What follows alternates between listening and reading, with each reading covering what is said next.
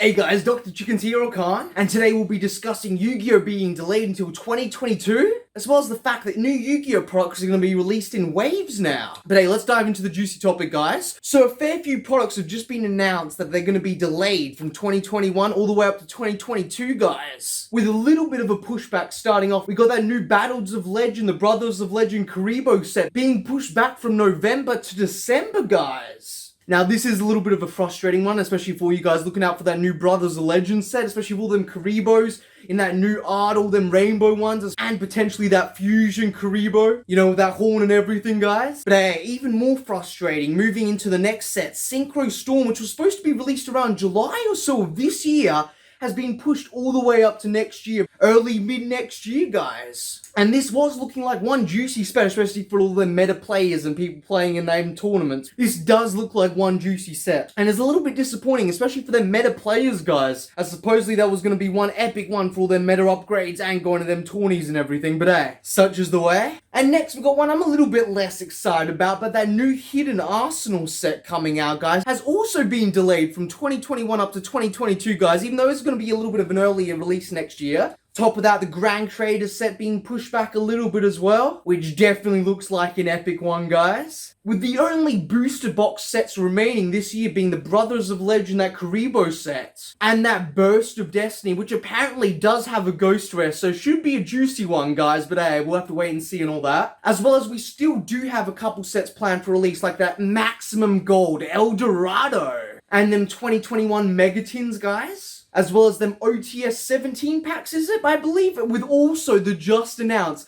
Blackluster Soldier, that link card, you know, from that Ghost in the Past, not Ghost Rare, but Ulti in them OTS packs. Now, I've got to say, this will be an interesting one to see how this affects the market and everything like that.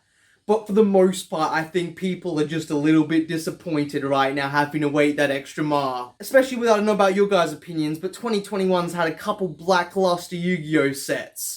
I mean, that Ghost from the Past, sure, that was nice and everything, but Lightning Overdrive, Dawn of Majesty, King's Court was another good one, I gotta say, but hey, guys, I don't know. 2021 does feel like a bit of a weird one with Yu-Gi-Oh! And all them release schedules, but hey. I don't think this will be affecting the market too heavily, guys, unless, you know, everyone's getting sick and tired waiting for them new sets and going back and buying all that modern or even vintage, you know, maybe buying them Lightning Overdrive boxes, Dawn of Majesty, King's Court, you know, just to open something in the meantime. Prices may raise a little bit, guys, as well as that vintage. But honestly, guys, I can't see anything dramatic happening. Especially since we do have a fair few products in the meantime, even though it's not their main set boosters or anything. But hey, at least something to fill that need. Especially for, you know, getting them itches to crack them packs and all that. Like I say, Django boy. But now getting into the next subject, guys. Yu-Gi-Oh! Has announced that they're now going to be releasing their products in waves, potentially, to counter all them supply issues and that ever-increasing demand in Yu-Gi-Oh! And now when we look at Pokemon's release, we can see the biggest allocations to different LLCs, LGSs, and everything on that first wave, which I don't doubt will happen the same with Yu-Gi-Oh! Guys.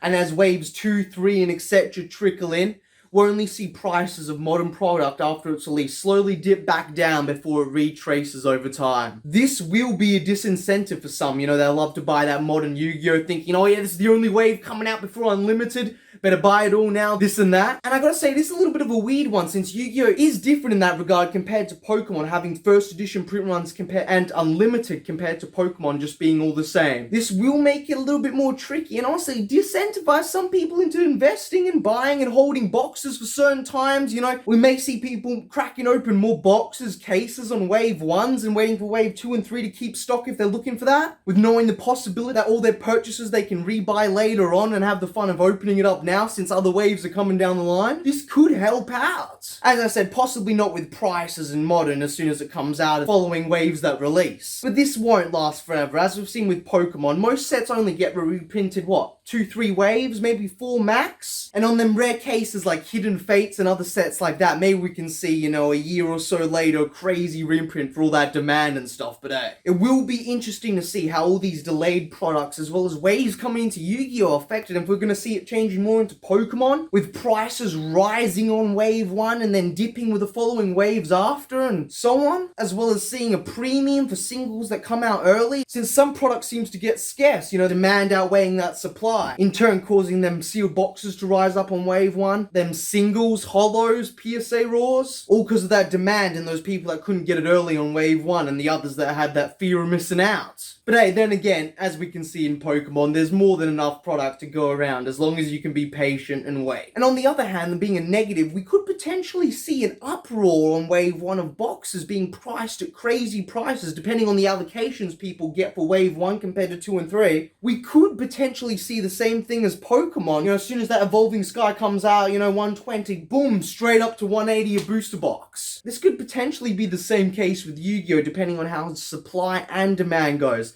Then again, we all know Yu-Gi-Oh! Doesn't have the same traction as Pokemon, guys, let's be real. But then again, in turn, Yu-Gi-Oh! Don't print as much. But hey, let us know if I missed anything, guys, and your guys' thoughts on the delayed Yu-Gi-Oh! Products until next year, as well as Yu-Gi-Oh! Potentially releasing products from waves from now on. But hey, this is Drchickenz and Django telling you guys to subscribe for more epic market videos, openings, and giveaways. Or else we're gonna have to send Django to the Shadow Realm. Right, Django?